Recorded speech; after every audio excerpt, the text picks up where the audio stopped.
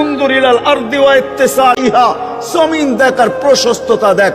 কুল্লু যালিকা ইউকাররিরু আলা জালালি ওয়া জামালি, সব আমার একত্ববাদের সাক্ষী দিতে বাধ্য, আমার অনুগত্য হতে বাধ্য। ও মানুষ এগুলাকে যদি বাধ্য করতে পারি, তুই তো চুনু পুটি, তোকে বাধ্য করা কোনো আমি একজন ছোট ইউজার। এই কথাগুলি ভালো লাগলে একটি সাবস্ক্রাইব করুন। পারি না। আপনাকেও আমাকে না চাইতে পারে আল্লাহ, না পারে না? হ্যাঁ, মানে আমরা সব ধরাছো আর বাহিরে, ঠিক না? টেকনোলজি ব্যবহার করি, আল্লাহ আমাদেরকে ধরে তো ধরে কি কইরা, ঠিক না? এটাই তো ভাবি, ঠিক না? হ্যাঁ, আল্লাহ বলে না না না না না না, তোকে বাধ্য করতে পারতাম, কিন্তু আমি বাধ্য করি নাই, হুকুম দিয়ে তোকে ছেড়া দিই নাই। তোর উপর আমি দয়া করছি, তুই সৃষ্টির সেরা।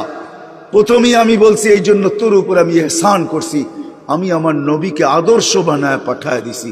গরিবের জন্য আদর্শ, ধনীর জন্য আদর্শ, নারীর জন্য আদর্শ, পুরুষের জন্য আদর্শ, বাজারওয়ালার জন্য আদর্শ, হাটওয়ালার জন্য আদর্শ, অফিসওয়ালার জন্য আদর্শ, আদালতওয়ালার জন্য আদর্শ, খ্যাতওয়ালার জন্য আদর্শ, খামারওয়ালার জন্য আদর্শ, মেইলালার জন্য আদর্শ, ফ্যাক্টরিওয়ালার জন্য আদর্শ, আরে রাজার জন্য আদর্শ, প্রজার জন্য আদর্শ, শক্তিশালীর জন্য আদর্শ, দুর্বলের জন্য আদর্শ, ছোটর জন্য আদর্শ, বড়র জন্য আদর্শ, সবার জন্য আমি আদর্শ বানায় পাঠায় দিছি, যাতে সহজে জীবনটা গড়ে আসতে পারে।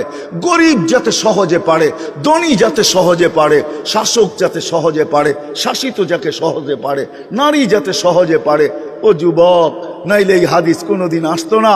যুবক যেন সহজে পারে, নাইলে এই হাদিস কোনোদিন আসতো না।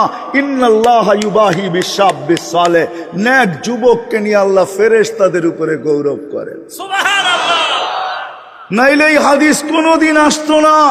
শাবুন নাশা ফি ইবাদাতিল্লাহ ইউযিল্লুহুমুল্লাহ ইয়াযিল্লুহুল্লাহু তাহতা যিল্লি ইয়াউমা লা যিল্লা ইল্লা যিল্লু। ও যুবক, যে আমার বন্দে যে জীবনটা গড়ছো, তোমার জন্য আরশের নিচে ছায়া অপেক্ষা করতেছে, যেদিন আমার ছায়া ছাড়া কোনো ছায়া থাকবে না। শুধু ছায়া না,